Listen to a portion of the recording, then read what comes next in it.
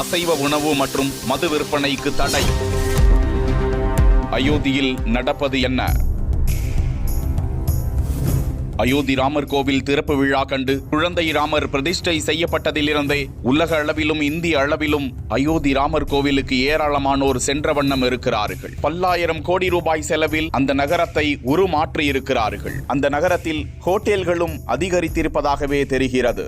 முக்கியமாக அயோத்தி ராமர் கோவிலை சுற்றிலும் சைவ ஹோட்டல்களுக்கு மட்டுமே அனுமதி என கோவில் நிர்வாகத்தின் தரப்பில் கூறப்பட்டிருந்த நிலையில் தற்போது அதிகாரப்பூர்வமாக அறிவிக்கப்பட்டிருக்கிறது. குறிப்பாக அயோத்தி ராமர் கோவிலின் 15 கிலோமீட்டர் சுற்றளவிற்கு எந்த ஒரு அசைவ உணவகத்திற்கும் அனுமதி கிடையாது என அறிவிக்கப்பட்டிருக்கிறது. அந்த பகுதிகளில் மதுபானத்திற்கும் தடை விதிக்கப்பட்டிருக்கிறது. 15 கிலோமீட்டருக்கு அப்பால் உள்ள உணவகங்களுக்கும் மதுபான கடைகளுக்கும் எந்தவித இடையூறும் கிடையாது என்றும் அயோத்தி நிர்வாகம் தரப்பில் தெரிவிக்கப்பட்டிருக்கிறது. முன்னதாக உத்தரப்பிரதேச அரசு அயோத்தி ராமர் கோவில் திறப்பு விழாவை முன்னிட்டு ஜனவரி 22ஆம் தேதி அன்று அரசு அப்பகுதியில் இறைச்சி விற்பனைக்கு தடை விதிக்கவும் ஆன்லைன் உணவு நிறுவனங்கள் அசைவ உணவக விற்பனையை தடை செய்யுமாறும் அரசு கோரிக்கை விடுத்திருந்த நிலையில் அரசு அதனை பல நிறுவனங்களும் ஏற்றுக்கொண்டு அது தொடர்பாக வலைதளத்தில் ராமர் கோவில் திறப்பு விழாவை தாங்களும் அனுசரித்து அசைவ உணவு ஆர்டர்களை நிறுத்துவதாக அறிவித்திருந்தனர். மேலும் அயோத்தி ராமர் கோவிலுக்கு அசைவம் சைவம் சாப்பிடுபவர்களும் விருப்பமுள்ள வேற்று மதத்தினரும் செல்லலாம் என கோவில் நிர்வாகத்தின் தரப்பில் தெரிவிக்கப்பட்டுள்ளது